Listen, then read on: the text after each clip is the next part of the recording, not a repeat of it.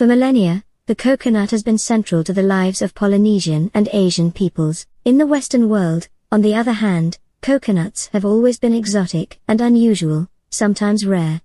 The Italian merchant traveler Marco Polo apparently saw coconuts in South Asia in the late 13th century, and among the mid-14th century travel writings of Sir John Mandeville there is mention of great nuts of India. Today, images of palm-fringed tropical beaches are clichés in the West to sell holidays, chocolate bars, fizzy drinks and even romance. Typically, we envisage coconuts as brown cannonballs that, when opened, provide sweet white flesh. But we see only part of the fruit and none of the plant from which they come. The coconut palm has a smooth, slender, grey trunk, up to 30 meters tall. This is an important source of timber for building houses, and is increasingly being used as a replacement for endangered hardwoods in the furniture construction industry. The trunk is surmounted by a rosette of leaves, each of which may be up to 6 meters long. The leaves have hard veins in their centers which, in many parts of the world, are used as brushes after the green part of the leaf has been stripped away. Immature coconut flowers are tightly clustered together among the leaves at the top of the trunk. The flower stems may be tapped for their sap to produce a drink, and the sap can also be reduced by boiling to produce a type of sugar used for cooking. Coconut palms produce as many as 70 fruits per year, weighing more than a kilogram each.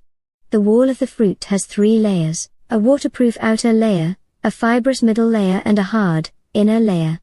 The thick fibrous middle layer produces coconut fiber, coir, which has numerous uses and is particularly important in manufacturing ropes. The woody innermost layer, the shell, with its 3 prominent eyes, surrounds the seed. An important product obtained from the shell is charcoal, which is widely used in various industries as well as in the home as a cooking fuel. When broken in half, the shells are also used as bowls in many parts of Asia. Inside the shell are the nutrients, endosperm, needed by the developing seed. Initially, the endosperm is a sweetish liquid, coconut water, which is enjoyed as a drink, but also provides the hormones which encourage other plants to grow more rapidly and produce higher yields. As the fruit matures, the coconut water gradually solidifies to form the brilliant white, fat-rich, edible flesh or meat. Dried coconut flesh, copra, is made into coconut oil and coconut milk, which are widely used in cooking in different parts of the world, as well as in cosmetics. A derivative of coconut fat, glycerin, acquired strategic importance in a quite different sphere, as Alfred Nobel introduced the world to his nitroglycerin-based invention, dynamite. Their biology would appear to make coconuts the great maritime voyagers and coastal colonizers of the plant world. The large, energy-rich fruits are able to float in water and tolerate salt, but cannot remain viable indefinitely. Studies suggest after about 110 days at sea they are no longer able to germinate. Literally cast onto desert island shores, with little more than sand to grow in and exposed to the full glare of the tropical sun, coconut seeds are able to germinate and root. The air pocket in the seed, created as the endosperm solidifies, protects the embryo. In addition, the fibrous fruit wall that helped it to float during the voyage stores moisture that can be taken up by the roots of the coconut seedling as it starts to grow. There have been centuries of academic debate over the origins of the coconut.